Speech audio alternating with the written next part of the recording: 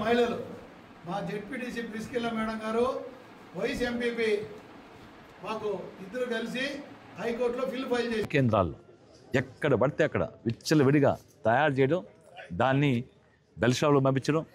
ప్రతి 5 బాటిల్లో మరి 2 బాటిళ్ళు 3 బాటిల్లో కల్తీ మద్యం ఉంది. నాణ్యమైన మద్యాన్ని తక్కువ రేటుకి ఇస్తాను చంద్రబాబు నాయుడు గారు. ఇచ్చాడా? 99 రూపాయలు పెట్టారు. దాన్ని కూడా ఇప్పుడు పెంచేశారు. దాన్ని ఇవ్వడం లేదు.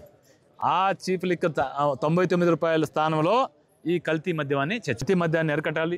ప్రజల ప్రాణాలను తీసేటువంటి ఈ కల్తీ మద్యం విషయంలో వైఎస్ఆర్ కాంగ్రెస్ పార్టీ జగన్మోహన్ రెడ్డి గారి నాయకత్వంలో ఈరోజు పోరాటం మొదలుపెట్టింది. ఖచ్చితంగా దీన్ని కొనసాగిస్తాం.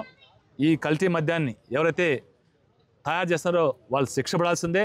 మీరు చంద్రబాబు నాయుడు గారు సిట్ దర్యాప్తుకి ఇది మంచిది కాదు, డైవర్ట్ చేయనాటికే, మరి కేసు నీరుగార్చడానికే ఎవరైతే ఈ కల్తీ మద్యం కేసులు ఉన్నారో అందరినీ అరెస్ట్ చేయాలి, అందరినీ కటకటాల వైపు పంపించాలి. బెల్ట్ షాపులో పట్టుకోవాలి కదా, చేశారా? మరి ఎప్పుడైనా రైడ్స్ జరిగాయా? ఈ రోజుకి ఆ రైడ్ జరగలేదు.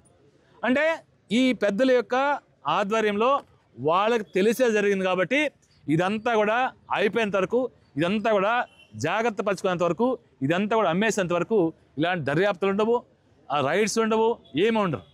కాబట్టి మేము చంద్రబాబు నాయుడు గారి మీద నమ్మకం లేదు. డబ్బు కొరకు ఎక్కడికైనా దిగజారుతారైనా, డబ్బే ప్రాధాన్యతం. కొడుకు కూడా తండ్రిని మించిన తనయుడు. డబ్బే వాళ్ళకి ముఖ్యం, ప్రజల ప్రాణాలు లేదు, ప్రజలతో అవసరం లేదు.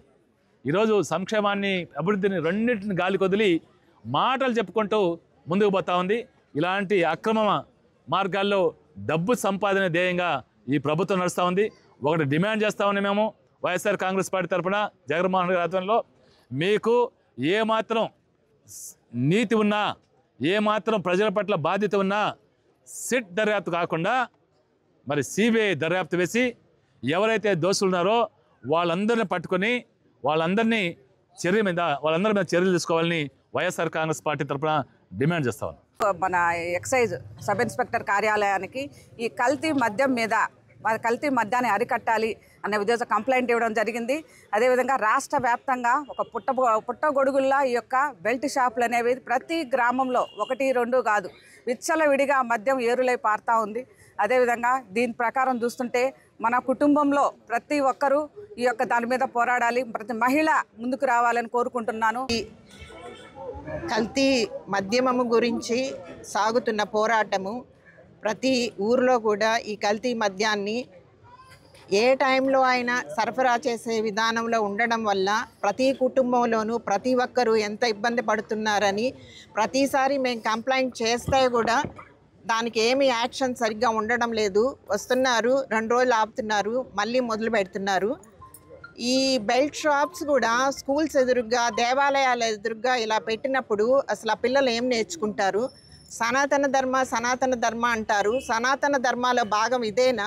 పిల్లల్ని అసలు మనం ఏం నేర్పించాలి? రోజు వాళ్ళ తండ్రో వాళ్ళ అన్నో బెల్ట్ షాప్కి వెళ్ళి ఈ కల్తీ మద్యాన్ని తెచ్చుకొని తాగుతూ ఉంటే వచ్చే బాలబాలికలు అసలు ఏం నేర్చుకుంటారు?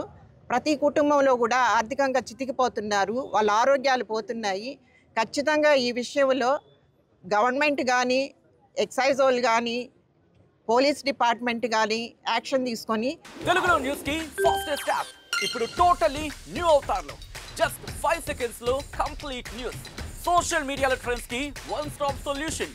Live TV app voice search option తో ఇప్పుడే డౌన్లోడ్ చేయండి లేదా అప్డేట్ అయిపోండి. యాప్ లింక్ డిస్క్రిప్షన్ లో ఉంది.